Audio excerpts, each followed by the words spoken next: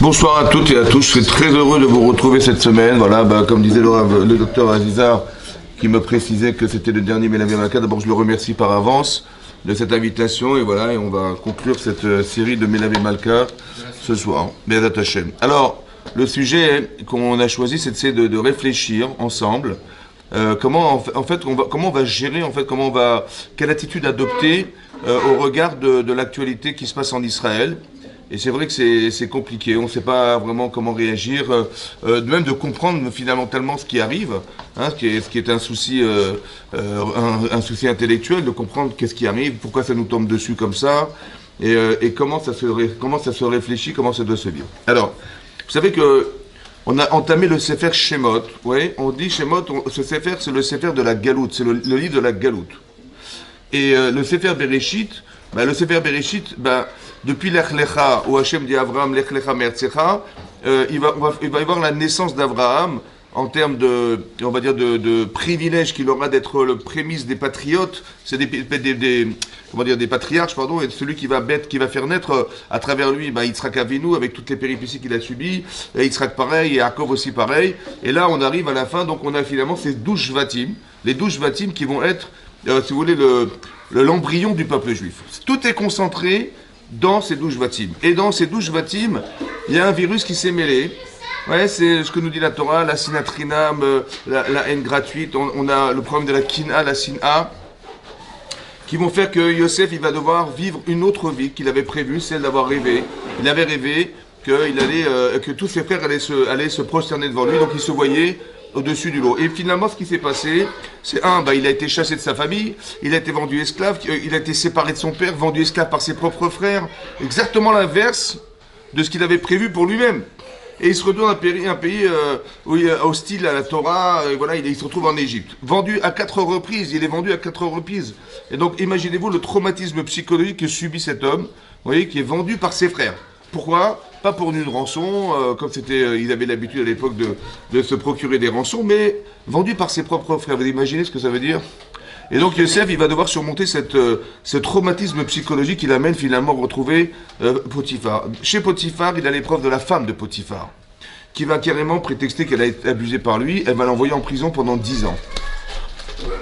Et à la suite de ces 10 années, il va penser que Mina Shamaim, après 10 ans de prison, le Sarah Mashkim, le fameux maître et chanson, arrive là, comme par hasard.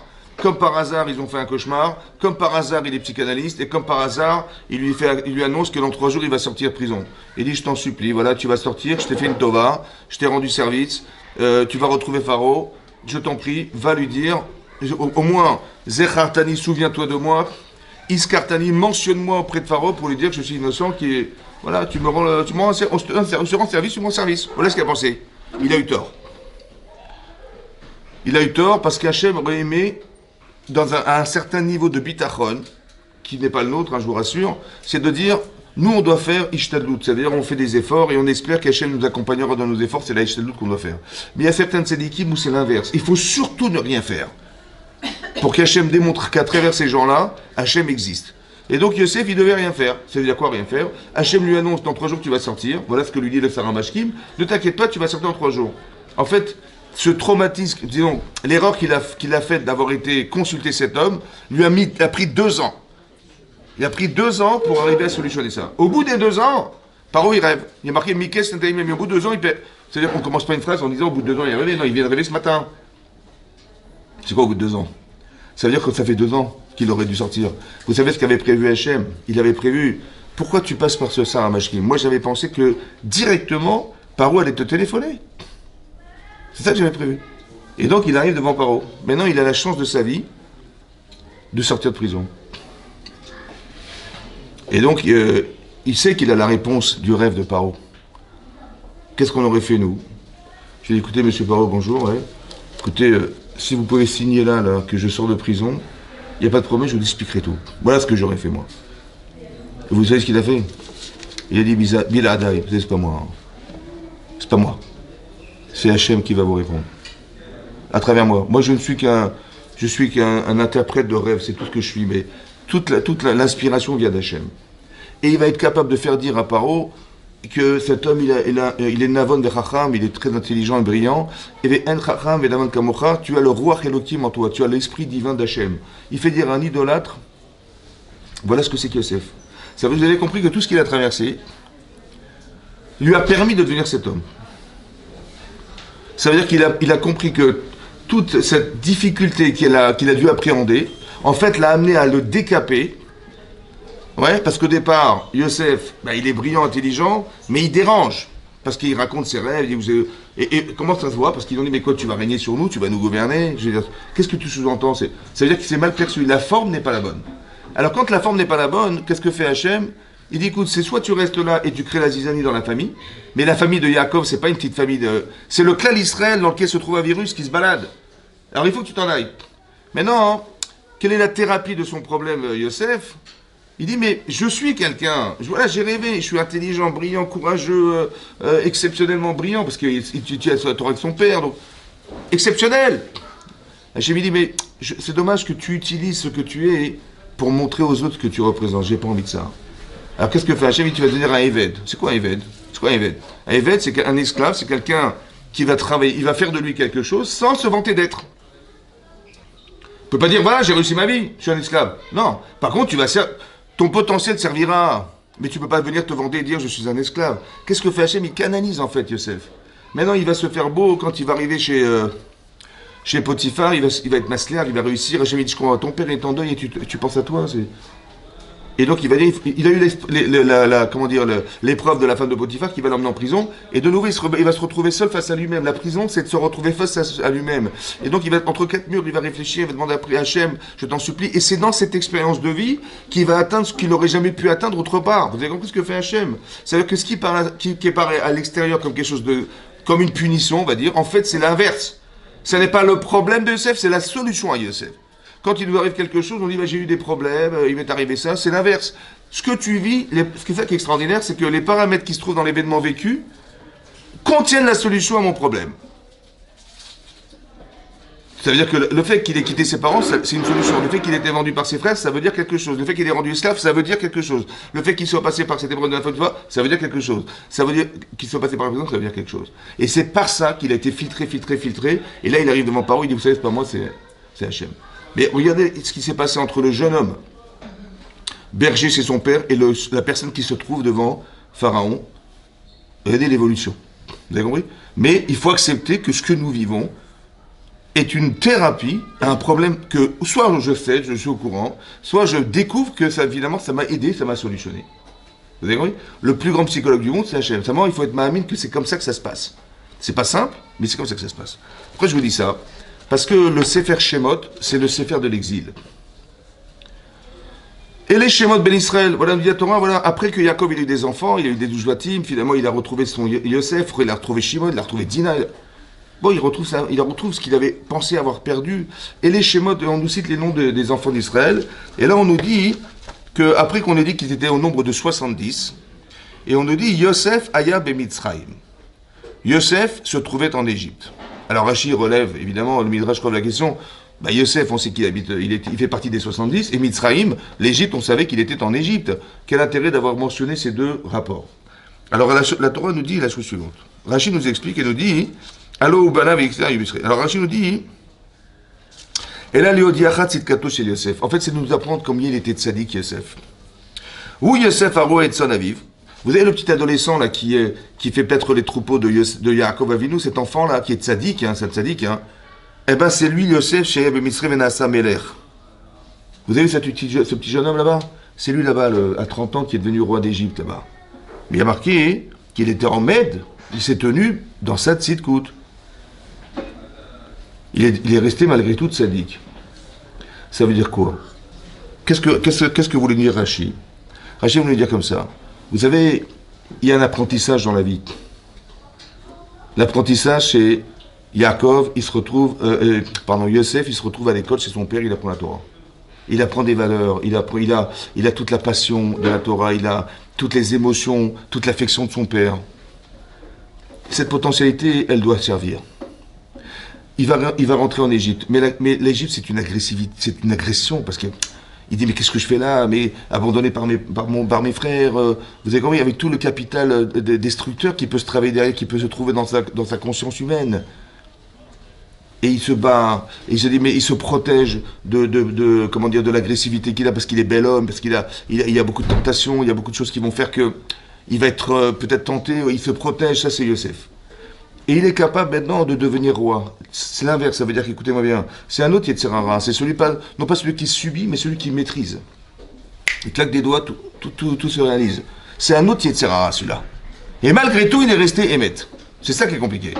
C'est-à-dire que quand on est victime, c'est une chose, mais quand on est maître, quand on est roi, quand on dispose de tout, c'est un autre Yetzirara. Ça c'est Yosef. Malgré tout, il y avait Hachem, malgré tout, il s'est retrouvé dans Paro, il n'a pas été négocié, il n'a pas fait le commerçant en disant mais je vais tout vous expliquer, seulement je le fais à condition que, vous savez comme il a fait avec le Saramachi, il dit écoute je te rends une sova, je t'ai rendu service, rends-moi service, va dire à Paro, non, il n'y a pas de négociation. Ça c'est Yosef, c'est ça que nous dit la Torah, Yosef à Misraïm. Juste après c'est marqué, Vayamot Yosef. Le passage qui suit, Vayamot Yosef, Vechol Echa, Vechol Adorao. La Torah nous mentionne qu'il est mort Yosef. Bon. Mais c'est pas Yosef qui est mort, c'est aussi les frères de Yosef qui sont morts et disparus. Et la génération qui a connu Yosef et la génération a disparu également. Quelle importance il y a de savoir, dans cet ordre-là, que Yosef est mort, ses frères et la génération. Qu'est-ce qu'on a besoin de savoir pour nous dire finalement, il va y avoir un Melech Hadash, un nouveau roi, qui va essayer de nous détruire en stoppant la natalité qui est débordante en Égypte, des Hébreux qui se multiplient. Quel intérêt de nous dire la mort de Yosef? Quel intérêt on avait de savoir que la génération avait disparu et que ses frères avaient également disparu? Le Roi Chaim pose la question, écoutez bien ce qui se passe. Est-ce que les tzadikim meurent? Non, ils ne meurent pas. Ouais, c'est-à-dire quoi? Bien sûr qu'ils sont morts, on les a enterrés, bien sûr. Mais ce que représentent les tzadikim, le message des tzadikim, ça reste vivant. Ici, il y a marqué, il est mort, Yosef. Yosef est mort. Ça veut dire quoi qu'il est mort? Ça veut dire que ce que représentait Yosef, ce que je vous ai expliqué, ce que représentait Yosef a disparu. Ça veut dire qu'on avait un devoir de mémoire. Oui? C'est-à-dire que, j'imagine qu'à l'époque de Yosef, qui aurait imaginé qu'on aurait pu rendre des esclaves hébreux? Des Hébreux, on les a rendus esclaves. C'est impensable. À l'époque de Yosef, c'était impensable. Impossible. Mais bon, ça veut dire que maintenant Yosef est mort. Ok, bon, mais il y avait les frères de Yosef qui représentaient des valeurs. Ceux-là aussi ont disparu. Mais il y avait la génération qui a quand même connu Yosef et ses frères. La Torah dit, elle a disparu, cette génération. Elle est morte. Ça veut dire quoi, mort? Morte, ça veut dire qu'elle est morte dans nos têtes à nous. Ces gens ont disparu, c'est du passé. Ça veut dire que le devoir de mémoire qui aurait dû se transmettre de génération en génération a disparu. C'est pour ça qu'on fait Pessah aujourd'hui, c'est pour ça parce qu'on veut garder l'histoire. L'histoire est très importante, d'où on vient, qu'est-ce que nous sommes, c'est fondamental, c'est ça. Il y a eu un Matan Torah un jour, on doit garder ça. On doit transmettre à nos enfants ces valeurs. On doit transmettre à nos enfants cette histoire, elle est fondamentale cette histoire. Mais là, il est mort, Yosef. Ça veut dire on a oublié Yosef. Que ce que représentait Yosef, vous avez vu le courage qu'il a eu de revendiquer son judaïsme devant Paro, c'est énorme. Il a conservé ses valeurs, il était le petit berger qui est malgré tout resté un tzaddik en Égypte, c'est énorme ce qu'il a réussi à faire. Ce travail sur soi-même a disparu. Et ce que représentaient les frères également avec toutes les valeurs qu'ils avaient, elle a disparu. La génération qui ont compris et qui ont su ça, elle a disparu, cette génération. Ça veut dire qu'on est en train de nous expliquer, oui, et c'est là que va se déclencher la galoute en Mitzrayim. Melech Hadash, un Melech Hadash qui ne connaissait pas Yosef. Ça veut dire quoi? Ça veut dire que dès l'instant où nous pensons que les valeurs, elles se trouvent dans la société, et on renie ce que nous avons comme capital et comme patrimoine en tant que juifs et juives, alors tout à coup ça se retourne contre nous. Et regardez ce que va dire comment il s'appelle Paro. Vayakom el Chadash et Misraïm, il s'est marqué Vayomer el Amo, ine am bene Israël rav ve'atzum mimenu. Je comprends pas. Il a dit, Am. Est-ce qu'on est un peuple? On est un peuple? Hein? Pour le moment, non. Hein? Pour le moment, non. Non, mais lui dit qu'on est un peuple. On n'est pas un peuple. La famille Dupont, dans le Bottin, est très très nombreuse. Bah oui, vous voyez la famille Dupont. La famille des enfants de Yaakov Avinu est très nombreuse. La famille de Yaakov Avinu, mais on n'est pas un peuple. Il a dit Rav et Atsum Memenu. Ils sont plus nombreux et plus puissants que nous. Ça veut dire que, imaginez-vous que l'Égypte de l'époque, c'est l'Amérique d'aujourd'hui. Ça va? Et le président des États-Unis va vous dire, vous savez, les Juifs, ils sont plus puissants que nous. Ça veut dire quelque chose? Hein? Est-ce que c'est cohérent? Hein? Peut-être que ça veut dire que Hatsoum est puissant, ça veut dire quoi? Ça veut dire que les Juifs, les Hébreux de l'époque, ils tenaient des postes importants. C'est vrai qu'ils étaient nombreux. C'est vrai que les femmes accouchaient par 6 enfants à chaque fois, c'était énorme. Mais il a eu peur de quoi? Il a eu peur que finalement, il soit plus maître de la situation. Comme on dit les Juifs, c'est eux qui tiennent le monde, c'est eux les... Vous avez compris ce discours-là, ce discours? Ils ont l'impression qu'on est des milliards, quoi.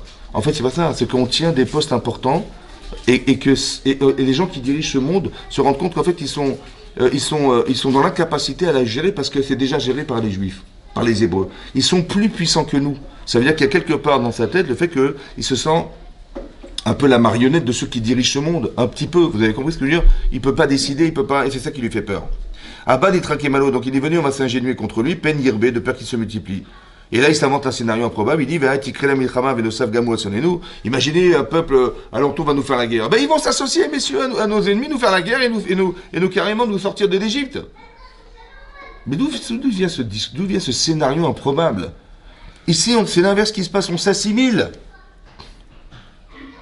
Qui sait, nous on pense que Paro est fort, puisqu'on oublie Yosef, on fait plus la Brit Mila, etc., etc. Nous on pense que Paro est fort, et lui c'est vous qui êtes fort. C'est quoi ce discours? C'est quoi ce discours qui est incohérent? Vous avez compris? Voilà ce qui se passe en Galoute. Ça veut dire que, en fait, que peut-être que la montée de l'antisémitisme, peut-être que le fait que Ahmadinejad il va venir à l'ONU et va dire mais il n'a pas fini le boulot Hitler, on est en train de préparer la bombe atomique. Est-ce que c'est logique qu'un type qui gouverne un pays puisse dire une chose pareille? Dire, tu veux faire la bombe atomique, tais-toi, hein, fais-la discrètement, et fais tes petits plans. Mais pourquoi tu l'annonces, ça? C'est logique, ça? Et quand c'est pas logique, donc c'est pas humain, c'est forcément divin. Hachem nous parle à travers ces gens-là. Ça veut dire que Hachem dit, mais c'est dommage, vous êtes puissant. C'est dommage, vous êtes très fort, c'est vous qui justifiez le fait que j'ai créé ce monde. En fait, il faut le traduire comme ça. Vous êtes Rav et Atsumimenu. En fait, c'est vous qui dominez. Ouais, quand John dit mais c'est vous qui dominez. En fait, c'est vrai que quelque part le monde a été créé parce qu'on devait recevoir la Torah. Le monde a été créé parce qu'on doit faire les mitzvot. C'est vrai. C'est ça la puissance en fait. On a une puissance incroyable de mitzvot. On a une puissance incroyable de capacité à pouvoir exercer quelque chose parce qu'on est un peuple. Il nous dit vous êtes un peuple. On n'est pas un peuple. On devrait l'être en fait.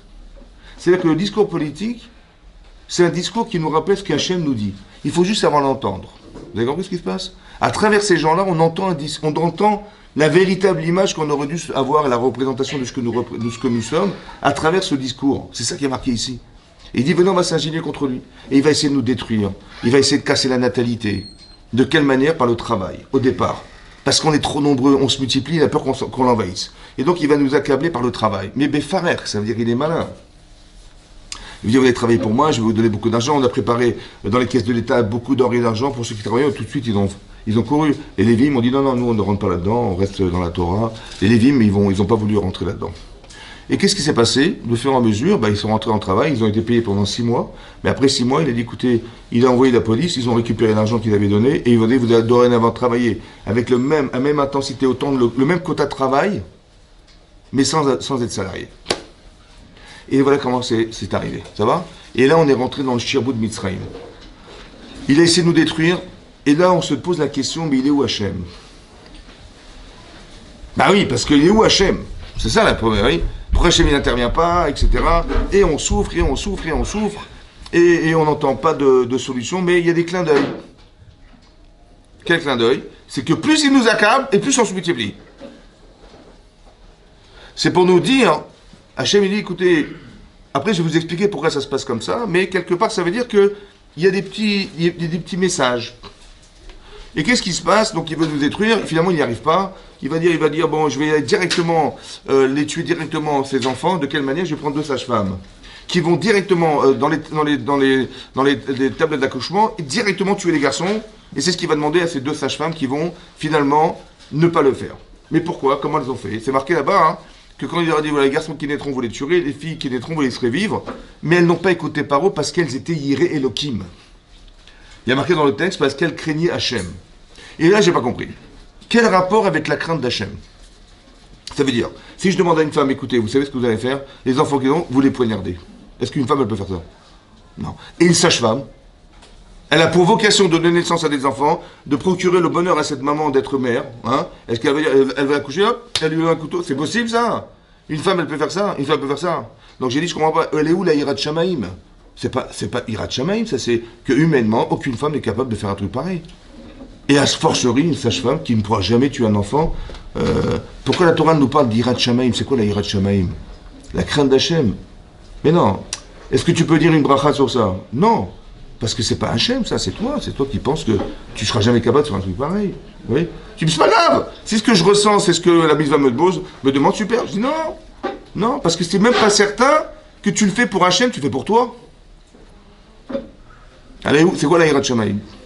Alors la Hirat Shamaïm, peut-être c'est comme ça. La Hirat Shamaïm, c'est de dire, arrête, ces femmes-là, hein, qui c'était? C'était Yochebed et Myriam. Yochebed était la femme du Gadol Hador, qui était Amram, et sa fille, c'était Myriam, la fille du Gadol Hador. Donc elle savait pertinemment qu'un jour Hachem avait promis à Abraham qu'on allait sortir d'Égypte. Elle savait pertinemment que ses enfants allaient recevoir la Torah. Un jour, elle le savait. Donc par Hirat Shamaïm, ça veut dire, je ne vais pas les, éviter de les tuer parce que je ne supporterai pas en tant que femme de le faire. Mais parce qu'Hachem a promis que ses enfants sortiront d'Égypte et c'est ses enfants que je vais sauver. Ses enfants vont recevoir la Torah, c'est ses enfants que je vais sauver. Je vais faire par Hirat Shamaïm la volonté d'Hachem. On voit qu'on est des vecteurs d'une volonté. Seulement, il faut avoir conscience que dans la difficulté qu'on appréhende, il faut savoir que dans cet esprit-là, on va réaliser la promesse d'Hachem. Et c'est ce qui va se passer. Et Hachem, il va leur faire des tovot. 2. 1. La première tova, c'est qu'ils vont continuer à se multiplier grâce à elle. 2. Qu'on va leur faire des maisons. Rachid nous explique que Bate Keuna, on a eu des Kohanim grâce à ces femmes. On a eu des Lévi'im grâce à ces femmes. Et on a eu des Mlachim, des rois grâce à elles. Voilà ce qui est marqué Bate Keuna, Bate Malchut, Bate Livia. Maintenant, elles ont sauvé des garçons. Quelle logique y a-t-il entre le fait d'avoir sauvé ses enfants et qu'elles aient eu droit à avoir des Kohanim? Quel rapport entre le fait d'avoir sauvé des garçons et qu'elles aient eu des Lévi'im? Quel rapport entre le fait qu'elles aient sauvé des garçons et qu'elles ont eu des rois? Alors écoutez-moi bien. Si ça n'avait pas fonctionné, Chas Veshalom, et que tous les garçons étaient morts, alors il y aurait eu des femmes. Maintenant, on est juif par sa mère. Donc même si les Égyptiens avaient épousé des femmes juives, on aurait été juif par nos mères. Donc ça aurait été sauvé. Mais la Keuna, ça passe par le père. On est Lévi par son père et on est roi par son père. Il dit, vous avez sauvé les garçons? Alors vous avez permis à ce que des rois, ça veut dire que la transmission qui passe par le père pourra se faire. Ça veut dire que qu'est-ce qu'elles ont réussi à faire, ces femmes? Elles ont réussi, par leur Messirut Nefesh, au détriment de leur vie, à donner naissance à ce qui n'existe pas. Ça n'existe pas les Kohanim. Il n'y a pas de Kohen, il n'y a pas de roi. La Vodat Hashem du Lévi n'existe pas. Mais écoutez-moi bien, quand vous faites abstraction de vous, dans l'intérêt d'exprimer ce que vous ressentez profondément en vous, vous créez de la Gdusha. Ça veut dire qu'il savait Hachem, que ces femmes, elles avaient les capacités de faire une chose pareille. Alors il choisit Hachem, il choisit ces personnes. Maintenant il faut savoir que dans l'exil dans lequel nous sommes et où elles étaient aussi, la provocation à une situation qui va entraîner un gros Yetzirara, hein. C'est sûr et certain que le Yetzirara, il va vous dire, mais attendez, évidemment, j'ai pas envie de risquer ma vie, j'ai le roi en face de moi, j'ai aucune chance d'y échapper. Toutes ces questions, elles se les ont posées. Mais évidemment, c'est comme ça. Le Yetzirara, il est très puissant, très fort. Mais écoutez bien, si le Yetzirara est très fort, c'est un révélateur que ce que je vais réussir à faire est très grand. C'est clair ou pas? Ça veut dire que le baromètre de ce que je dois atteindre, écoutez votre Yetzirara. Si il s'acharne à vous empêcher de faire quelque chose, c'est que vous êtes proche de quelque chose que lui ne veut pas que vous réalisiez. S'il vous pousse à faire une avéra de façon très violente, c'est qu'il faut absolument vous refuser à le faire. Parce que c'est le but de votre vie. Quand est-ce que vous allez le savoir? Écoutez votre Yetzirara. Comme ça, j'ai compris. Quand Hachem a dit à Avraham Avinu, prends ton fils et apporte-le en holocauste. C'est ça qu'il a dit, oui. Je dis, mais Avraham, il a attendu 100 ans pour avoir cet enfant. Dans l'objectif de créer le clan Israël, c'est évidemment. 37 ans plus tard, Hachem lui dit, avec toute la difficulté qu'il a eu de l'avoir, cet enfant, toutes les prières que sa femme a dû faire, toutes les prières qu'il a dû faire lui-même, 75 ans de prière, c'est énorme. Et elle a eu cet enfant par miracle. Et Hachem, 137 ans plus tard, lui dit, écoute, prends-le, on monte-le en holocauste. Et là-bas, c'est marqué, le lendemain, Vayeshkem Avram Baboker, il s'est levé tôt le matin, et il a été prendre son fils, et il a été le sacrifier. Alors, Rachid là-bas, il dit, Zdarez, ça veut dire qu'il s'est pressé, il avait gagné l'auto, là, il était très content d'avoir. Comment tu peux imaginer, s'il s'est réveillé le matin, tôt, c'est qu'il avait dormi la veille. Mais comment il a trouvé le sommeil? Deux, il aurait pu dire, écoutez, c'est à quelle heure la shkia? Je vais peut-être avant la shkia, peut-être éventuellement. Non, il est parti, Zdarez, il s'est pressé. Mais comment il s'est pressé? Il a été joyeux, mais angoissé, j'aurais compris. Il est parti, il n'avait pas le choix. Angoissé qu'il était de partir faire la quédate de son fils. Il est parti Bessimcha. Comment ça se comprend, ça, le petit Simcha? Hein? Comment il a pu partir Bessimcha? Alors écoutez bien. La Simcha, elle vient de là. D'où elle vient? Si le Yisraël, il s'acharne sur lui, mais là il s'acharne gravement. Merci de m'avoir dit que cette mission elle était extraordinaire. Parce que pourquoi tu t'acharnes pour m'empêcher de la faire? Hein? N'est-ce pas que derrière ça cale quelque chose? Parce que si c'est pas grave, tu vas pas t'acharner. Ah, tu t'acharnes? Merci de m'avoir fait savoir que c'était super important. Alors je vais y aller. Mais Simcha. Vous avez compris comment ça marche? C'est-à-dire que plus les Sarah il est grand, plus c'est un révélateur que je suis arrivé proche d'une mission qui m'attend. Moi, je ne sais pas ce que je dois faire dans ma vie. Mais grâce au Yetzirah, je sais exactement ce qu'Hachem attend de moi. C'est lui qui me l'a dit, en fait. Ça fait partie des paramètres de la galoute. Ça. Cette lecture-là, il faut l'avoir. En fait, on veut nous faire sortir de quelque part. Alors Hachem écrit les paramètres. C'est marqué ici que les Bnei Israël, quand le roi est mort, Paro est mort, il y a marqué Ve'iza'aku el Hachem. Ve'iza'aku. Ve'alta, elle est montée. Shava'atam Elokim. Là-bas, le Sforno, il explique. Ils n'ont pas prié Hachem. La Shava'a, le cri, la douleur, la souffrance, elle est montée vers Hachem. Marqué Ve'Hachem, Ve'ishma et Tzarakatam. Et là, il a écouté la souffrance. Rachid le Sforno, il dit, là, les tzadikés adorent, ils ont prié Hachem, sauve-nous. Ve'izkor el Berito, Ve'ishma et Tzarakatam, Ve'izkor el Berito. Hachem, il s'est rappelé de ça. De son alliance avec Abraham Israël Yaakov, il a dit à Moshe va les sauver. Mais pourquoi Hachem il a attendu tellement d'années? Il a attendu qu'on crie vers lui pour se rappeler que finalement il s'est rappelé qu'il avait créé une alliance. C'est vrai qu'il avait créé une alliance. Pourquoi Hachem il a besoin d'attendre qu'on lui téléphone pour qu'il arrive à se rappeler qu'on avait contacté une alliance avec Abraham Israël Yaakov? La première douleur, c'est la douleur du travail. C'est ça qui est marqué. Les gens, ils n'ont pas forcément prié Hachem. Ils ont dit on n'en peut plus. Pourquoi? Parce que le Midrash explique que tant que Paro était vivant, ça a été pire après Paro. Pourquoi ça a été pire? Parce que tant qu'il était vivant, on savait exactement ce qu'on devait faire. C'était structuré, il y avait un temps de quota de briques à faire, etc. C'était clair. C'était très dur, mais c'était clair. Mais quand il est mort, c'était fini. Quoi fini? Les gens, ils l'appelaient pour n'importe quoi. Tiens, tu vas t'occuper de mes enfants, toi tu vas bêcher mon vide, toi tu vas... Le travail était multiple. Chaque personne qui était égyptienne, elle demandait aux Hébreux de s'occuper de ses activités personnelles. Ça devenait infernal. Et là, ils n'en pouvaient plus. Et là, ils ont crié. Et on ne pouvait plus. Mais c'est ça c'était encore plus compliqué. Mais là, les tzadikim ont dit, ça suffit, stop. Ça veut dire que là, on a fait appel à Hachem. C'est bizarre qu'ils n'aient pas pensé avant. Hein. Deux. Pourquoi? C'est parce que on a fait appel à lui à ce moment-là que là, il s'est rappelé de l'alliance. Pourquoi il s'en est pas rappelé avant? Évidemment qu'Hachem, il savait qu'on souffrait. Pourquoi il n'est pas intervenu, Hachem? Pourquoi Hachem attend qu'on fasse appel à lui pour intervenir? C'est ça que je ne comprends pas. Pourquoi on a besoin de faire appel à lui pour qu'il intervienne? Quand il ne voit pas qu'on souffre, il ne voit pas qu'on est en problématique, il ne voit pas. Peut-être l'idée, c'est la suivante. Écoutez bien. Dans la Torah, la Torah nous dit exactement ce qu'on doit faire dans la vie. Ça plaît ou ça plaît pas, c'est comme ça, c'est les lois. C'est la règle, c'est là qu'Hachem se trouve, et là il ne s'y trouve pas. Je m'explique. Quand les Israël s'assimilent, là, Yosef avait tout préparé. Qu'est-ce qu'il a fait, Yosef? Ouais, il a fait déménager tout le monde. Quand il est devenu roi d'Égypte, il a fait plusieurs choses, notamment il a fait déménager les gens. Toi, cette région-là, tu vas là-bas, toi là-bas et là-bas. Pourquoi? Parce qu'il savait que les Israël allaient revenir en Israël, il fallait surtout en Égypte, il fallait surtout pas qu'on se sente étranger là où on se trouvait. Donc comme tout le monde était étranger là où on se trouve, il a voulu alléger la galoute, cet exil. Après il a dit, vous allez faire la Brit Mila, ce qui n'était pas commun. Pourquoi? Parce que nous, on doit faire la Brit Mila, donc c'est bien. On pourra pratiquer la Brit Mila, ce ne sera pas quelque chose d'étranger chez eux. C'est ça qu'il a voulu faire. Il a accumulé des richesses, des richesses, des richesses en Égypte, pas pour enrichir l'Égypte, mais pour réaliser la promesse qu'avait faite à Abraham, Hachem Abraham, en disant on sortira Berichouch Gadol. Tout le travail de Yosef, ça a été d'alléger la galoute. Tout le travail d'Israël, de Yosef, ça a été de permettre qu'un jour l'exil se fasse, mais qu'il se fasse de façon à ce qu'on puisse sortir de Mitzrayim un jour avec ce qu'avait promis Hachem à Abraham. Voilà ce qui se passe. Pourquoi on a dû passer par cette difficulté de passer par l'exil?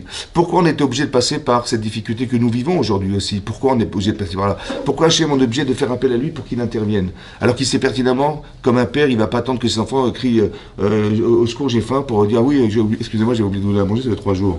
Évidemment que si on appréhende ce genre de situation, évidemment, en tant que parent. Pourquoi Hachem il attend qu'on appelle? Alors l'idée c'est la suivante. Imaginez-vous, on ne fait pas appel à Hachem. Bon. Mais Hachem, il envoie les Américains. Ça va? Donc il dit, Hachem n'en peut plus de nous voir comme ça, il dit, j'envoie les Américains. Donc les Américains arrivent en Égypte, ils nous sortent d'Égypte. Bon, qu'est-ce qu'on va dire? Merci des Américains. On va devenir des Américains. Par contre, si on dit Hachem, j'en peux plus, sauve-nous, et qu'il envoie les Américains, je dirais merci Hachem d'avoir envoyé les Américains. Vous avez compris? On est obligé de lui demander. Pour ne pas, parce que Hachem, dans toute la transparence qu'il est, on va risquer de ne pas comprendre ce qui nous arrive, ou de mal choisir, parce qu'on va être reconnaissant de ce qui nous arrive, donc on va devenir des Américains. Et c'est pas ça qu'Hachem veut. Il voudrait qu'on appelle pour faire que, vous avez compris? Et là, il va intervenir. Il a juste attendu qu'on appelle. Ça veut dire que tout ce qui nous arrive, c'est une manière de faire que dans la difficulté qu'on a, et plus c'est compliqué, plus loin dans notre solution, et plus il faut comprendre qu'on doit faire appel à lui, et c'est ce qu'il attend. Je vais vous expliquer comment ça marche.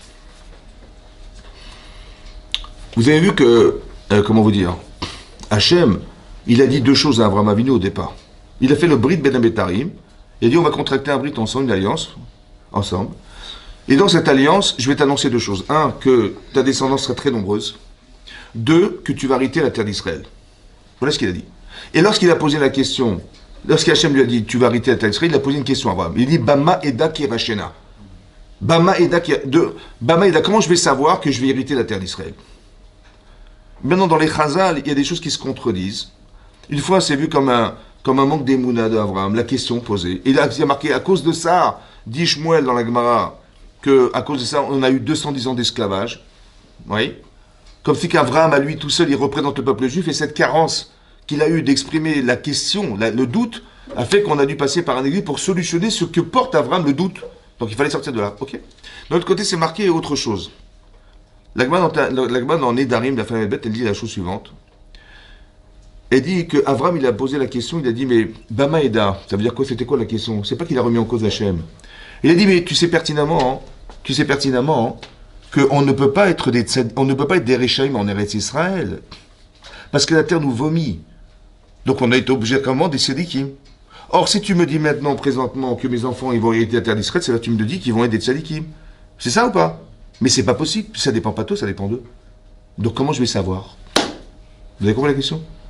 Comment tu peux imaginer, me promettre une chose horrible qui dépend du libre arbitre de ceux qui vont vivre plus tard en Israël? Mais ça dépend pas de toi. Tu peux pas garantir une chose aujourd'hui qui dépend d'un choix du futur. C'est impossible. Donc comment je vais faire? Comment on va savoir? Voilà ce qu'il a demandé. Réponse d'Hachem, ils vont apporter des corbanotes. Ils vont fauter, ils vont apporter des corbanotes.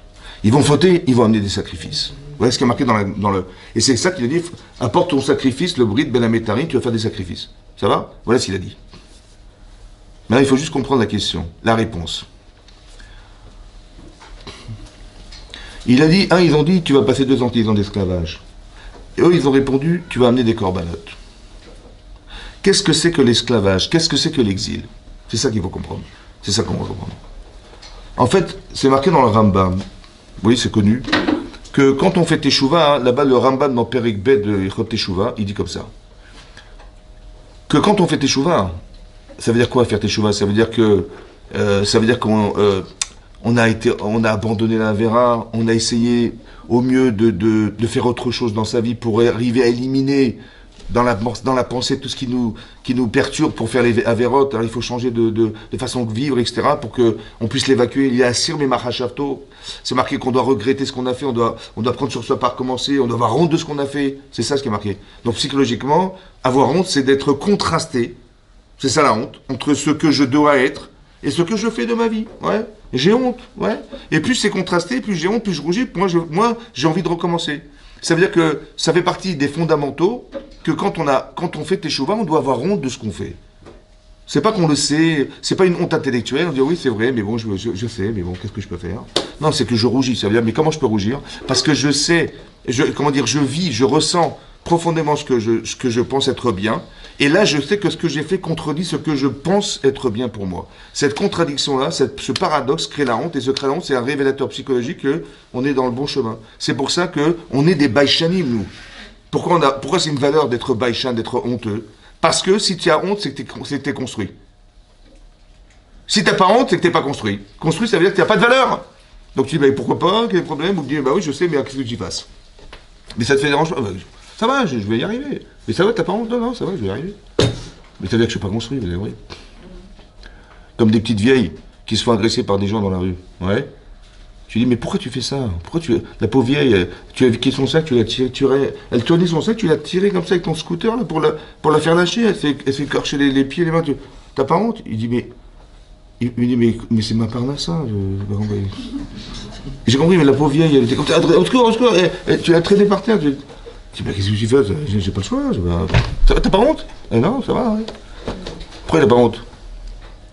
Parce qu'il n'est pas dans la souffrance.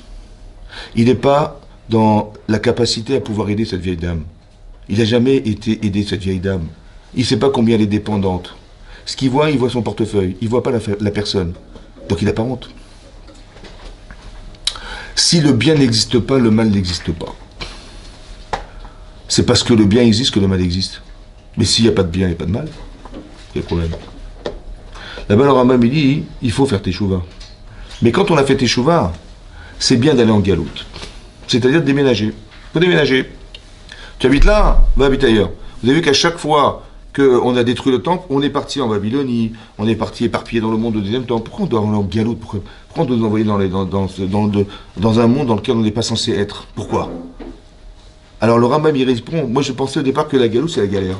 Ça veut dire que tu vas payer tes erreurs. Tu as fait, on va t'envoyer une punition. Voilà, tu mérites pas ce que tu mérites pas d'Amariché de Gan Eden, alors on va te mettre dehors. Tu mérites pas d'avoir le Beth Amikdash, je suis désolé, on va le détruire et tu vas sortir dehors. Moi je pensais au départ c'est ça, ce qu'on nous apprenait, bon c'était une punition, on nous punit. Ouais. Mais est-ce qu'Hachem nous punit? Est-ce qu'il est réduit à nous punir comme des enfants professeurs d'école qui nous punissent? Non. Alors le Rambam il continue, il dit comme ça. La galoute, elle mecha peravon, la galoute, elle expie les fautes. Parce qu'elle entraîne chez nous. Gorem et lo, liot anav veshafel ruach. Vous avez compris? Il y a marqué que le fait d'être en exil, là, on n'est pas chez nous. Alors on se fait petit. Taisez-vous, on n'est pas chez nous. Ça va? Et par cette manière comportementale de se faire petit, alors on devient humble. Ça, c'est mecha peravon.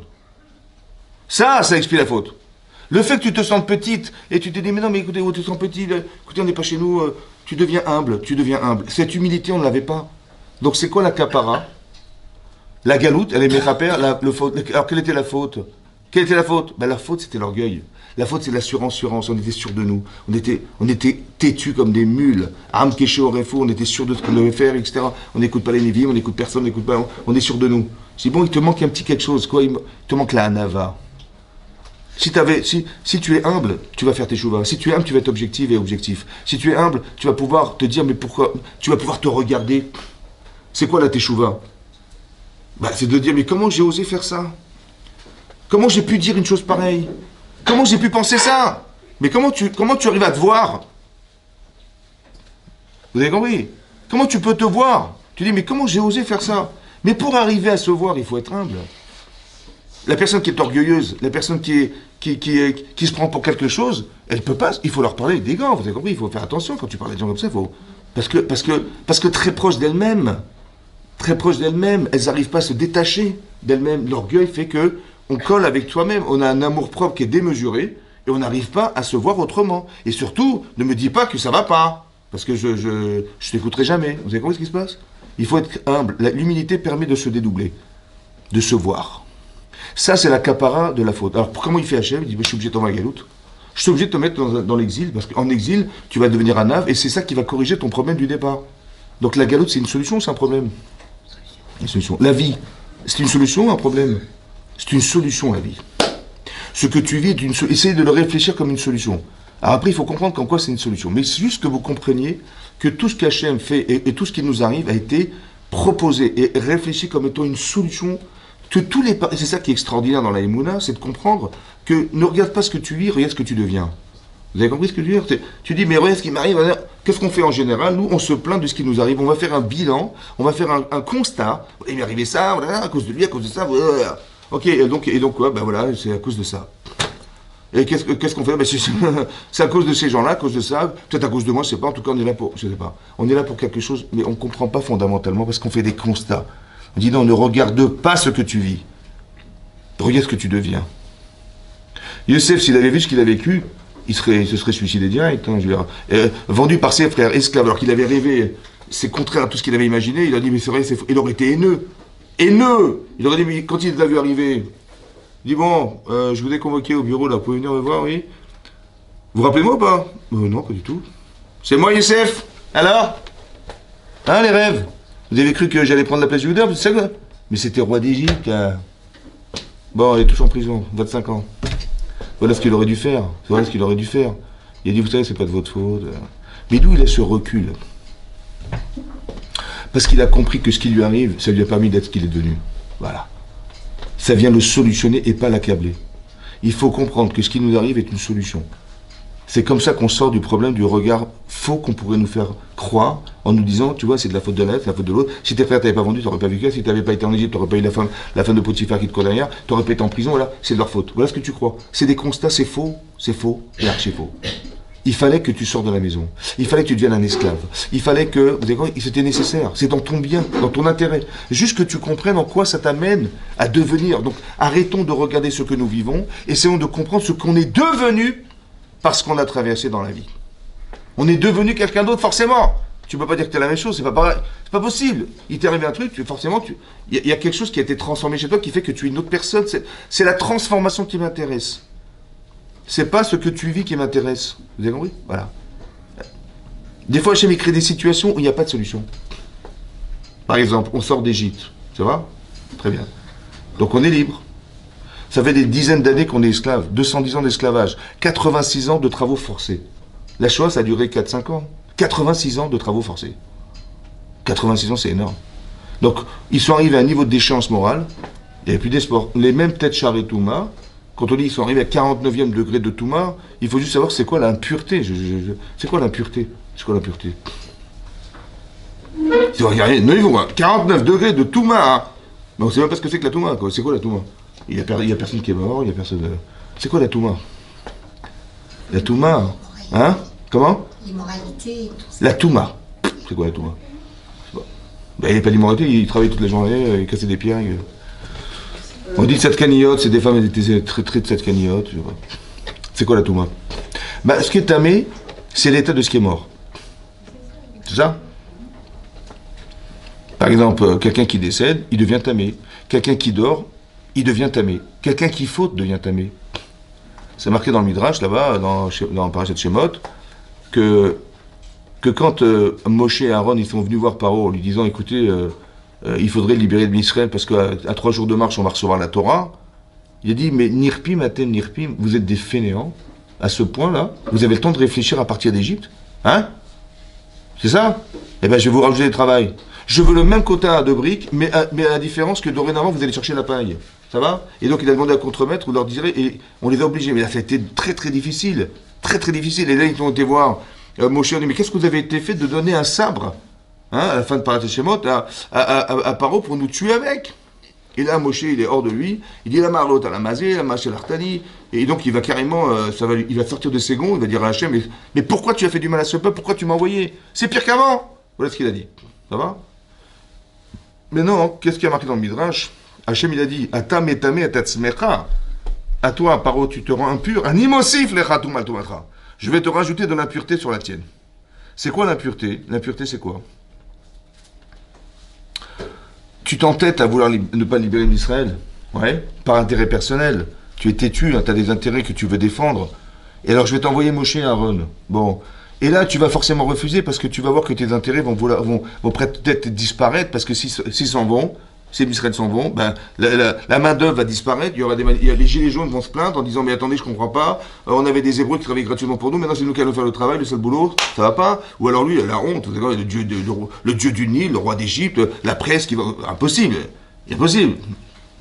Donc il va s'entêter. Pourquoi? Parce que la personne qui s'entête, c'est qu'elle veut défendre des intérêts personnels. Et donc elle va dire je suis désolé, vous allez rester esclave. Et vous allez travailler plus encore. C'est ça qu'il a dit. Mais qu'est-ce qu'il a fait? Il a été mossif une touma. Ouais, il a rajouté de la touma. C'est quoi la touma? En fait, c'est comme ça. C'est comme ça. La touma, c'est l'inconscience. La touma, c'est l'indifférence. C'est l'insouciance. C'est-à-dire, c'est comme un mort. Il est mort. Donc vous lui dites, alors, tu peux te lever, s'il te plaît? Je sais pas, il est sourd, il n'entend rien. Je lui dis, mais lève ton bras. Mais ouvre tes yeux. Il n'entend rien. Il est comme si qu'il était, comment dire, il était incapable de pouvoir se bouger, de réagir.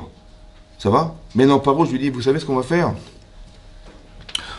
J'aurais voulu que vous libériez les Israël. Il dit, mais c'est impossible, c'est pas possible.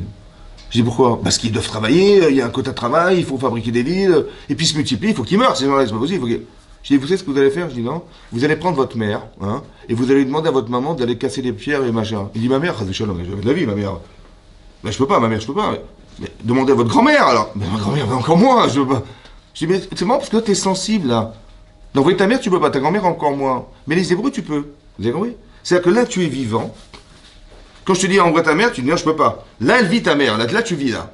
Mais quand je dis les Hébreux, tout à coup, tu es indifférent. Au contraire, tu les fais travailler plus encore. Ça veut dire que tu es mort. C'est quoi la mort? La mort, c'est pas qu'il est mort, il est pas mort. Mais dedans, il est mort. C'est comme un mort, tu le passes comme ça, il bouge pas. Je dis, mais je te passe. Les Hébreux, tu les fais travailler plus encore, c'est honteux, je te passe. Tu devrais pas faire ça, ça se fait pas. Je te passe, ça fait mal, ça fait mal. Envoie ta mère, tu peux pas, là t'as mal. Mais là quand je fais ça, c'est marrant parce que je te parle des Hébreux, t'as pas mal, c'est bizarre. Mais c'est parce qu'il est mort qu'il peut pas. Ça veut dire que la touma, c'est l'état de ce qui ne vit pas. C'est-à-dire que la personne qui est indifférente à ce qui se passe, elle dit, bah oui, c'est comme ça, indifférente, inconsciente, insensible, c'est qu'elle est morte. C'est quoi mort? C'est que dedans, ça marche pas. Il y a quelque chose qui ne vit pas. C'est ça que je vous explique. Ils sont arrivés à un tel niveau d'échange moral, ils n'avaient plus d'espoir. 49 degrés de Touma. C'est-à-dire, on dit, mais vous allez sortir. Mais pas en rêve. C'est impensable. On vit dans un pays, il y a de la sorcellerie, on ne peut pas sortir. Et puis ils sont surarmés. On n'est pas armés, on n'a rien. Désespoir total. 49 degrés de Touma. Esclaves jusqu'au bout des ongles. Vous avez compris ce qui se passe? C'est ça la Touma. Le désespoir. Il n'y a rien qui éveille chez nous le désir de pouvoir imaginer qu'on va se sauver un jour d'ici. Qu'est-ce que fait Hachem? Il nous libère. Au bout d'1 an de Makot.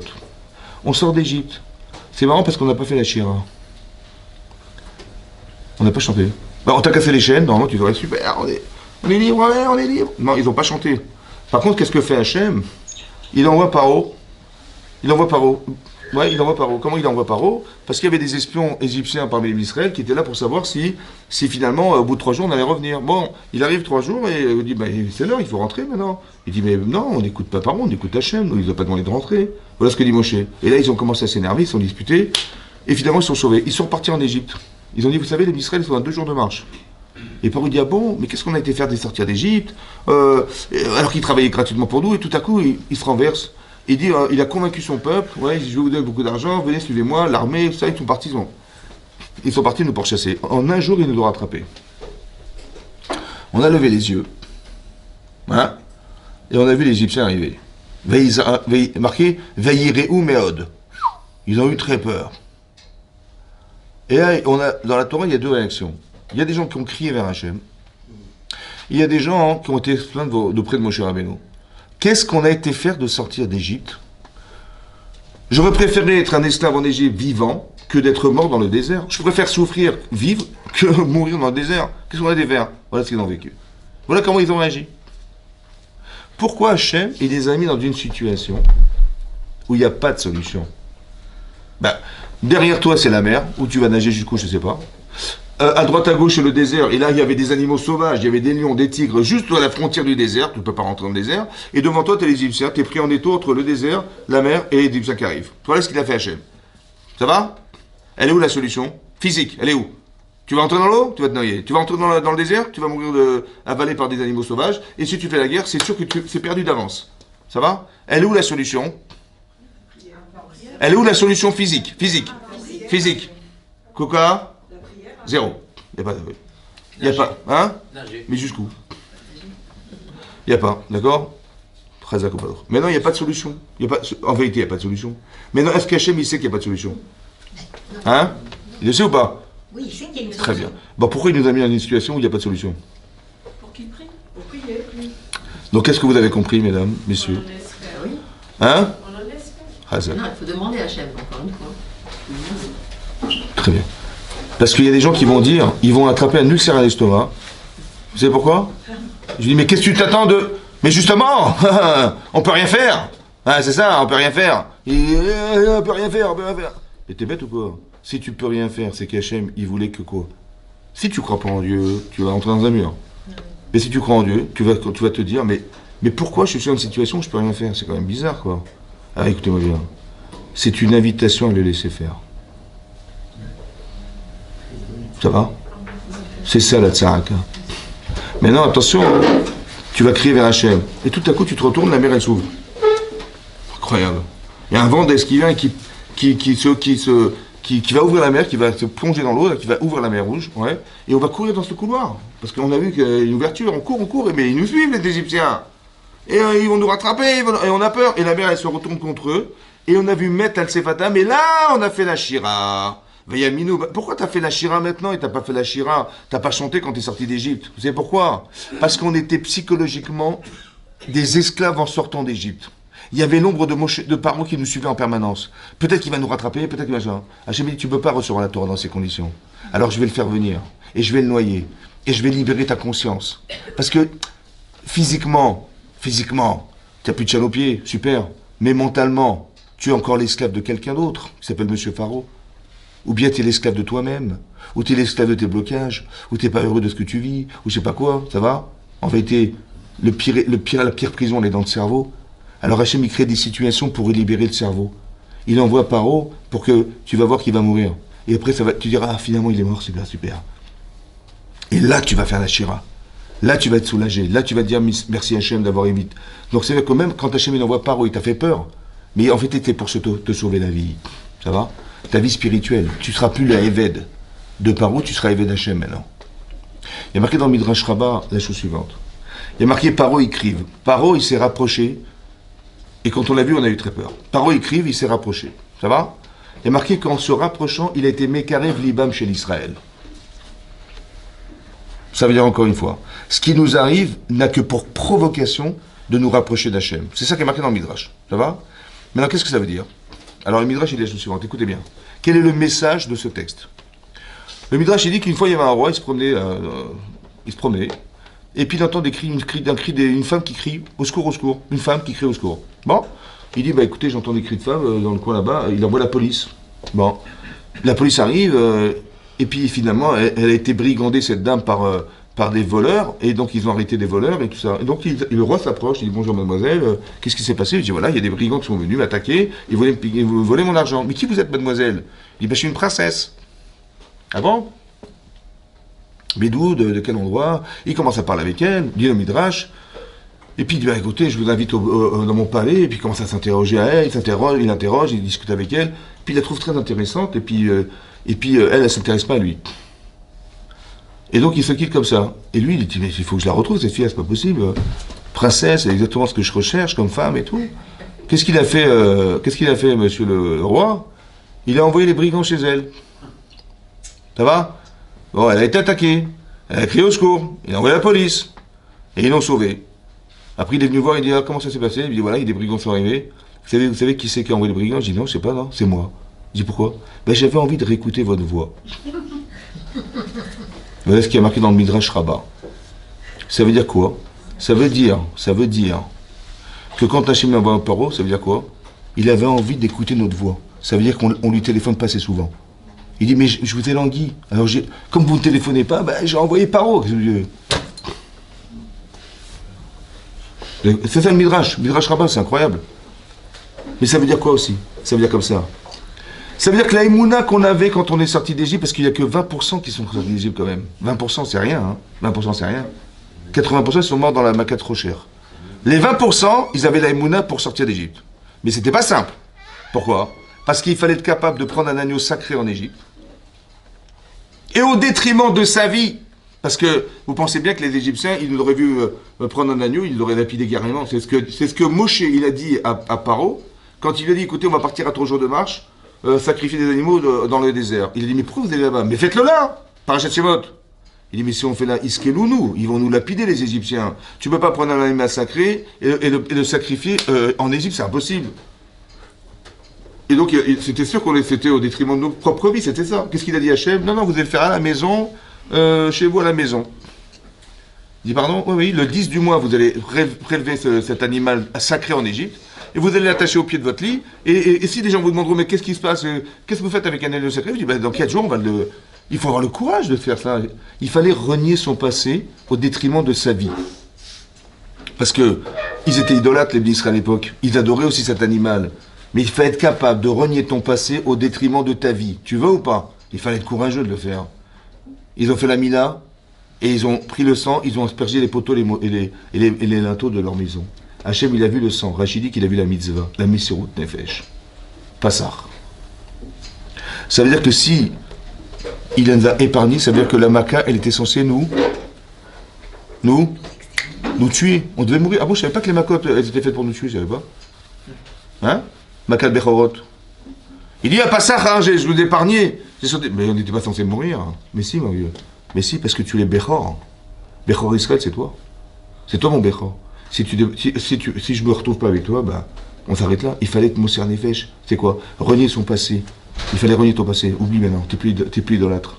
Au détriment de ta vie. Donc cette émouna-là, elle était énorme. Il fallait accepter ça, c'était très très dur. Et c'est ça, il n'y avait que 20% de gens qui ont été capables de le faire. Ils sont sortis, et cette émouna, est-ce qu'elle a suffi pour ne pas se plaindre auprès de Moshe Rabbeinu? Ben si, elle n'a pas suffi. Incroyable. Parce qu'ils ont dit, mais qu'est-ce qu'on a été... Quand ils ont vu Paro arriver, ils ont dit, mais qu'est-ce qu'on a été faire de sortir d'Égypte? J'aurais préféré rester un esclave, souffrir en Égypte, que de mourir dans le désert. Quand il manquait des graines, il manquait des cercueils là-bas pour qu'on meure ici. Voilà ce qu'ils ont dit. C'est-à-dire que la émouna qu'ils avaient eue, qui leur a permis de sortir d'Égypte, n'a pas suffi lorsqu'ils ont vu les Égyptiens arriver. Alors qu'est-ce qu'il a fait Hachem? Il a ouvert la mer Rouge. Ils sont rentrés et ils ont été sauvés, ils ont fait la Shira. Tout le monde a fait la Shira. Ça veut dire qu'Hachem a dit, la émouna que tu as eue, super. Pour sortir d'Égypte, ça suffira. Mais pour recevoir la Torah, ça suffira pas. Alors qu'est-ce qu'il fait Hachem? Il provoque Paro. Et là, on va atteindre un niveau d'émouna, Vayaminu Bachem, et là, cette émouna, super, t'es arrivé, je te donne la Torah. Encore une fois, le même Yesod. Ce que tu subis, ne regarde pas ce que tu subis, comment ils se sont plaints. Regarde ce que tu deviens. Tu deviens quelqu'un qui est Mahamine. C'est ça que je voulais vous expliquer. Que tout ce qui nous arrive, il faut le prendre comme une leçon de Emouna. Regarde, on nous dit, rentre dans le désert. Pardon, j'ai pas compris où ça? Mais attendez, on vient de sortir d'Égypte, on dit rentre dans le désert. Mais le désert, c'est aussi la vie, on ne peut pas aller dans le désert. Il dit, mais rentre dans le désert, je te dis. Bon, elle rentre dans le désert. Et on voit la manne qui tombe du ciel, on voit les vers qui nous suivent. Mais j'aurais même pas imaginé une seconde que on aurait pu vivre miraculeusement dans le désert, c'était pas possible. Tes vêtements ne suivent pas. Sois ma amie. Crois en Dieu. Il t'a dit fais-le, fais-le. Tu dis mais c'est au détriment de nos vies, c'est au détriment. C'est illogique. Mais c'est justement là que je me trouve. Vous avez compris que quand Hachem écrit des situations, c'est qu'il a besoin qu'on appelle. C'est comme c'est marqué dans la paracha de Béchalach, à la fin de Béchalach, c'est marqué là-bas, qu'ils se sont plaints que ça faisait 3 jours qu'ils n'avaient pas bu d'eau dans le désert. Et ils ont été voir Moshe Rabbeinu, et c'est quoi cette histoire? Il n'y a pas d'eau, et quoi, nos femmes et nos enfants vont mourir de soif? Ils ont commencé à se plaindre. Bon, qu'est-ce qu'il a fait Hachem? Il a demandé à Moshe de prendre son bateau et de taper le rocher, et l'eau a jailli, ils ont pu boire. Et là-bas c'est marqué, ils ont dit, Haïm yesh Hachem bekirbenu imlo. Est-ce que Dieu se trouve parmi nous ou pas? C'est ça qu'ils ont dit, oui. Avec tout ce qu'il leur avait dit, il dit, mais est-ce que Dieu est là ou pas? Ouais. Qu'est-ce qu'il a fait Hachem? Il va y avoir Amalek. Qu'est-ce que dit Rachid sur place? Rachid dit sur place, il dit que, et le machal c'est quoi? C'est un papa qui tient son fils sur ses épaules. Ouais, il se promène dans la rue comme ça, et le fils dit, papa, tu peux passer ce gâteau? Il n'y a pas de problème, tiens, voilà. Il se penche, il lui donne, il s'exécute. Il dit, papa, tu peux faire cette bouteille d'eau? Bien sûr, il prend la bouteille, il lui donne. Papa, tu peux passer, etc., etc. À un moment donné, il y a un passant qui arrive, et l'enfant, il dit au passant, vous avez vu mon père? Hein, vous avez vu mon père? Si vous avez mon père, mais je te tiens sur mes épaules depuis tout à l'heure. Alors il prend l'enfant, il le pose par terre, il y a un chien qui arrive, il le mord. Et là il crie au secours, papa, papa, au secours. Il dit, ah bah là, tu vois, je suis là. Tu vois. Vous avez vu que quand Hachem il envoie Amalek, ou il envoie des problèmes comme ça, c'est pour qu'on l'appelle. Parce qu'en fait, il nous a languis. Mais comme on l'a oublié, alors il est obligé d'envoyer Amalek et envoyer des... C'est-à-dire qu'on n'a pas cette conscience. Il a tellement envie de nous retrouver. Hein, c'est comme le Rav Toledano, Zichron Livracha, il avait raconté une histoire pour imaginer ça. C'est comme un père de famille, il va envoyer son fils aux États-Unis. Il devait faire des études aux États-Unis. Il dit, mon chéri, je m'occupe de tout, voilà, je te trouve l'appartement, je t'envoie de l'argent tous les mois, etc., sur ton compte aux États-Unis, ne t'inquiète de rien, fais tes études, je suis là. Ok. Le problème, c'est que, bon, tu peux me joindre, mais moi, je ne pourrais pas te joindre. Donc, là où tu te trouves, tu me téléphones, mais moi, je ne pourrais pas te joindre. Il n'y avait pas de téléphone à l'époque portable. Ok. Donc, l'enfant part, il s'installe, il s'inscrit là-bas, il s'installe, il a son appartement, le père envoie l'argent, et tous les jours, il téléphone. Tous les jours, papa, voilà, tout va bien, tous les jours, pendant la première semaine, tous les jours. La deuxième semaine, tous les 4 jours. La troisième semaine, tous les 2 jours. La cinquième semaine, une fois par semaine. Et après, il n'appelait plus. Bon, mais le père, il ne peut pas, malheureusement, le joindre. Et le fils ne donne pas de nouvelles. Qu'est-ce qu'il a fait, le père? Il téléphone à la banque. Il dit, n'envoyez pas le prochain virement. Bon. Et là, ça a sonné direct. Hein. Et papa, mais qu'est-ce qui se passe? J'ai pas reçu l'argent. Ben, je voulais que tu m'appelles, j'arrive pas à te joindre. Vous avez compris ce qui se passe? C'est un peu ça, la même chose. C'est-à-dire qu'Hachem, il fait des choses pour qu'on lui téléphone. Il fait des choses parce qu'il a besoin de notre présence. Il a besoin qu'on ait conscience qu'il existe. Il a besoin de résider parmi nous. Résider parmi nous. Maintenant, quand ça va pas, c'est ce qui se passe. Hachem, il a besoin qu'on soit be'ardout. C'est-à-dire que quand on reçoit la Torah sur Mont Sinaï, on est Vaïchan Israël, au singulier. Il a campé Israël, Negedar. On a campé, mais unis. Ishechad, Belev Echad. On était unis. Cette union, elle ne peut pas se faire si on n'est pas solidaire. Et Hachem ne peut pas résider si on n'est pas solidaire. Peut-être que le Lachon Hara qu'ont fait les Meraglim sur la terre d'Israël, parce que qu'est-ce qui était grave? Bon, ils ont dit il y avait des géants, des machins, bon, ok, bon, ils ont dit du mal à terre. Bon, bah, c'est que la terre, c'est pas grave. En quoi c'était grave? C'est pourquoi c'est grave? Parce que Hachem, il veut qu'on réside en Israël avec lui. C'est l'endroit qu'il a choisi. Il veut résider parmi nous, Hachem. Et il a dit que ça ne pourra pas se faire autre part que en Israël et Jérusalem, voilà, Beth Amikdash, voilà. Maintenant les Meraglim disent non, mais vous savez, il y a des géants, on a vu des géants, ils faisaient la taille de la tour Eiffel. Vous n'allez pas vous battre contre ça, c'est pas possible. Et puis il y avait Amalek, il vit dans l'île fortifiée. Tout est vrai, hein, mais tout est vrai pour nous dissuader de rentrer en Israël. C'est quoi la problématique? Ben, le problème, c'est qu'on ne va pas rentrer en Israël. Et si on rentre en Israël, Hachem ne pourra pas résider parmi nous. Il a tellement envie de résider parmi nous, Hachem. Mais il ne peut pas. Parce que les Meraglim m'ont raconté des choses qui nous ont empêché de rentrer. Ils nous ont convaincus qu'on ne pouvait pas rentrer. Donc on n'est pas rentré. Mais Hachem, il veut qu'on soit tous ensemble là-bas et qu'on puisse résider là-bas. C'est ça qu'il veut. C'est ça qu'il veut. Seulement, la faute, elle n'est pas parce qu'ils ont dit des choses désobligeantes. C'est parce qu'ils ont empêché Akadosh Baruch Hu de résider parmi nous en Israël. C'est ça qu'ils ont fait. C'est ça la gravité de la faute. C'est ça la gravité de la faute.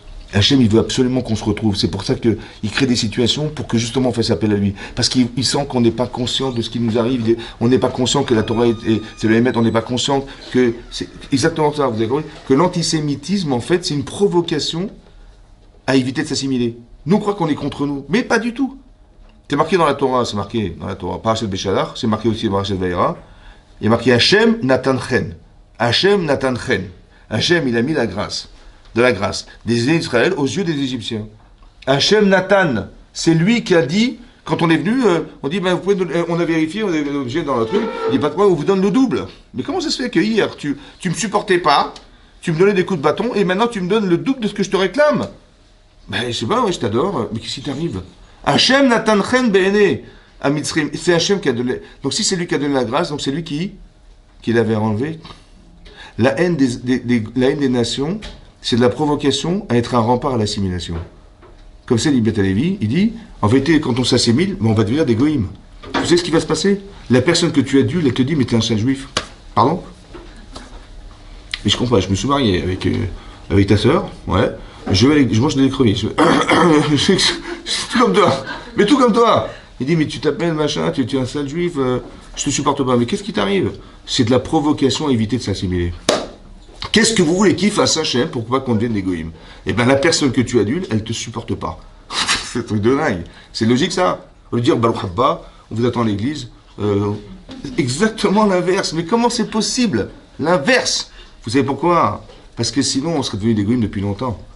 Alors comment tu vas faire? Eh bien, fais comme Youssef. Reste juif, mais entièrement juif. Et tu vas avec Paro, il dit, mais j'ai jamais vu un type aussi racham que toi. Mais en vérité, la chorma, elle vient pas de Youssef, elle vient d'Hachem. Pourquoi tu veux pas t'accompagner d'Hachem? Pourquoi? Tu as la chance d'être juif et juive, et Hachem, il t'accompagne en permanence, il veut être avec toi. Il te tient dans la main, mais tu as toute la puissance du monde avec toi. Tu vas t'encombrer de quoi? De croire que tu vas y arriver tout seul? Vous avez compris ce qui se passe? Ça veut dire que ce qui nous arrive, peut-être, l'idée, c'est ça.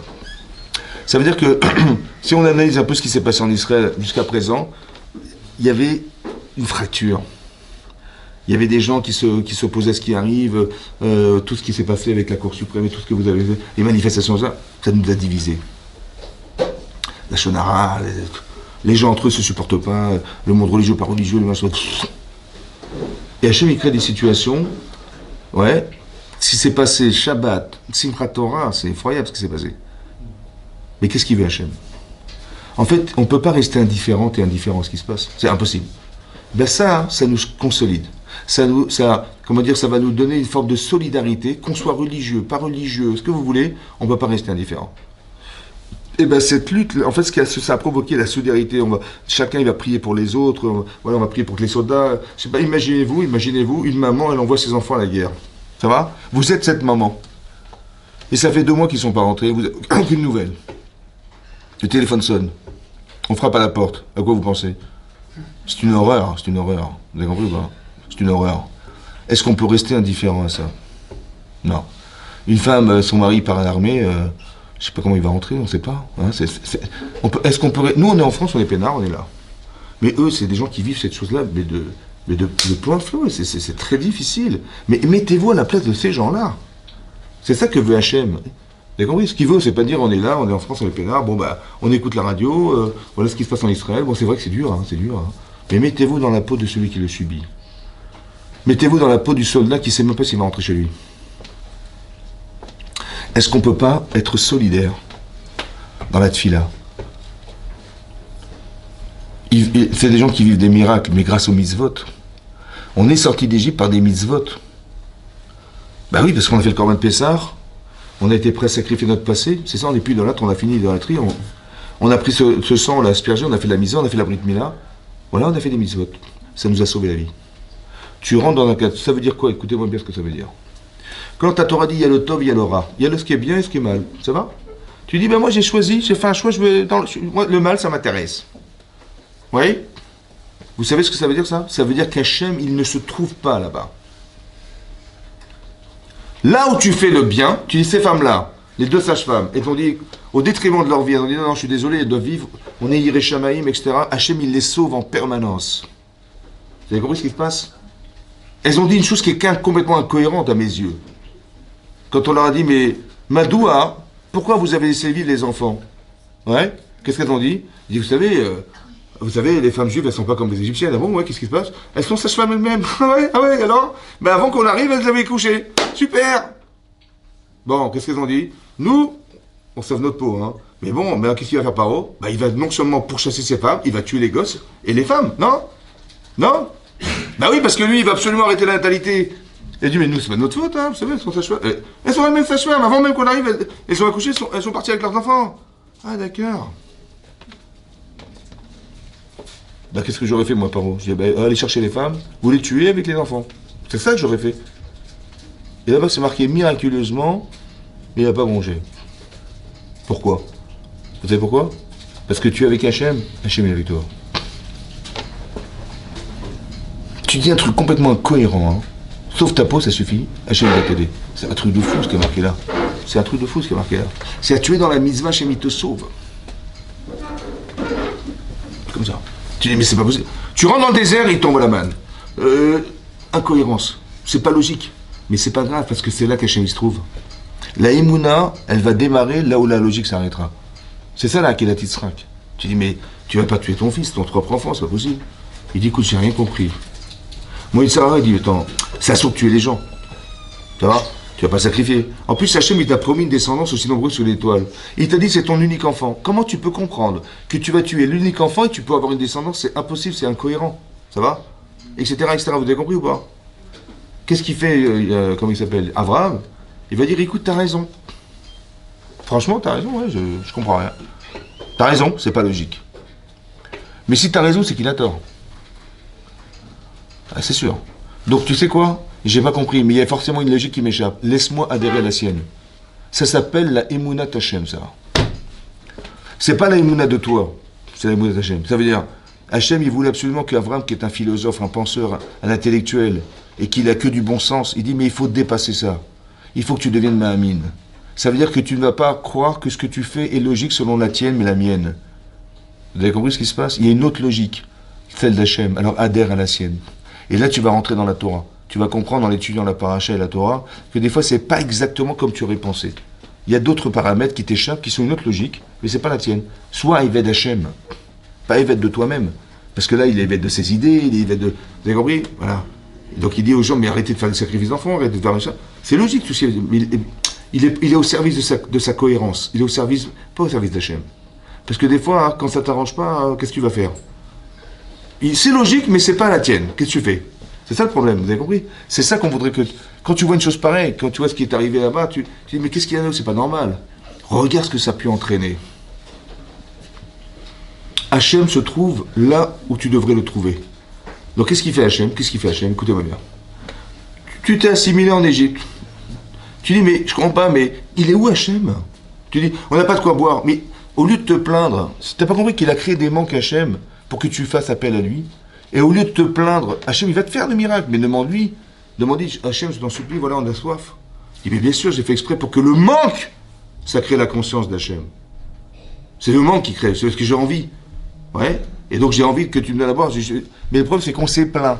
C'est ça la Vera. Hachem, tout ce qui est marqué dans la paracha, ce sont des choses qui sont répertoriées comme étant des miracles.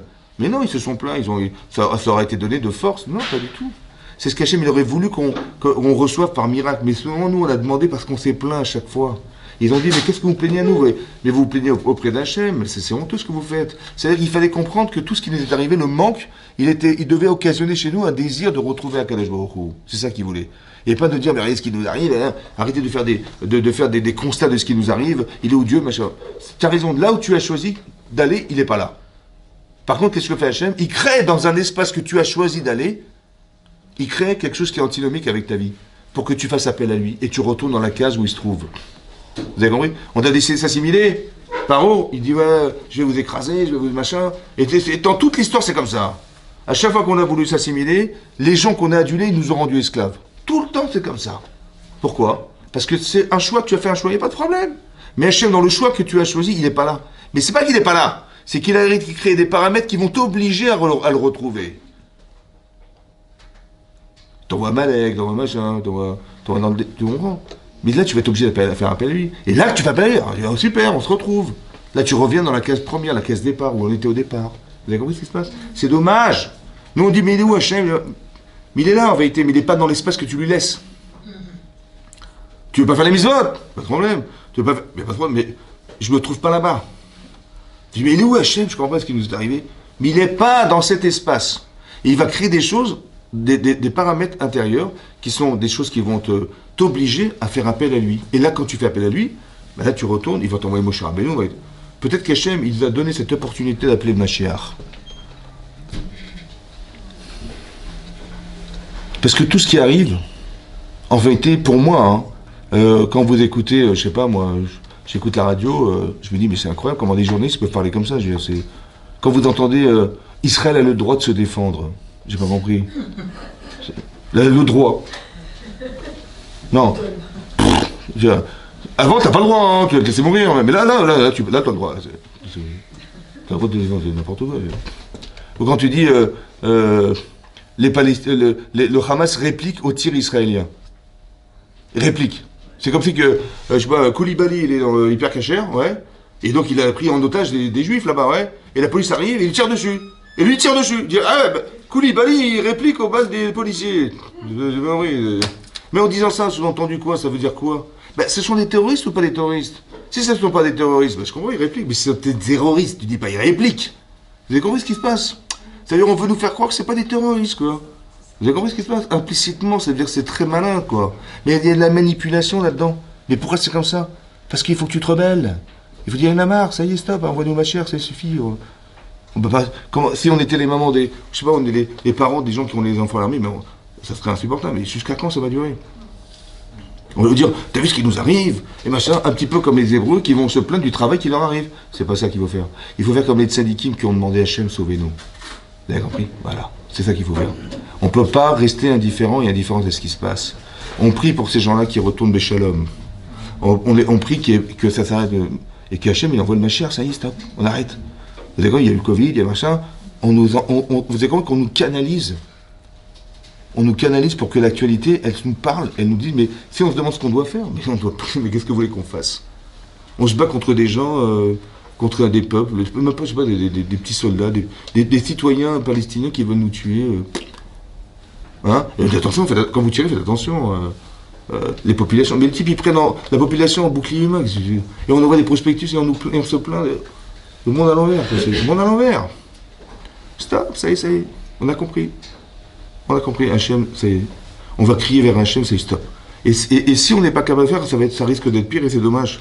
Alors qu'on soit cohérente et cohérent et on se dise, ça y est, qu'Hachem il envoie le Mashiach et que ça y est, ça s'arrête là et qu'on puisse se libérer de... C'est ça qu'il attend en fait, c'est ça qu'il attend. À chaque fois qu'il crée une situation pareille, c'est qu'il attend des réponses de notre sentiment profond de faire appel à lui. Vous avez compris? Qu'est-ce que vous voulez qu'on fasse? Aujourd'hui c'est ça, demain c'est le Liban, demain c'est le machin, ça va s'enflammer. On n'a pas besoin de tout ça, je vous assure, on n'a pas besoin de tout ça. Rappelez-vous que ce qui s'est passé à Purim, c'est pareil. Vous avez compris? On est arrivé à une madriga à Purim qu'on n'a jamais atteint à Shavuot. Et tout ça par Aman. C'est comme ça. Esav, il vient attaquer Yaakov pour le tuer. Mais s'il savait qu'en provoquant ça, il va faire que Yaakov va devenir Israël, je ne sais même pas s'il serait venu. Hein. Mais vous avez compris ce qui se passe? Il est devenu Israël par la pression qu'a organisée Esav contre lui. Comment dire? À Purim, on est arrivé à un niveau avec Imo Yehudim. On a réalisé à Purim ce qu'on avait accepté à Shavuot. Be'ira, on a prévu à Ava. C'est-à-dire que tout ça, c'est provocateur de la Hashem. Alors prenons-le comme ça. Laissons-nous, guider par un Kadosh Baruch Hu dans cet esprit-là que Hachem lui envoie le Mashiach. Amen, Kenny Ratson. Amen.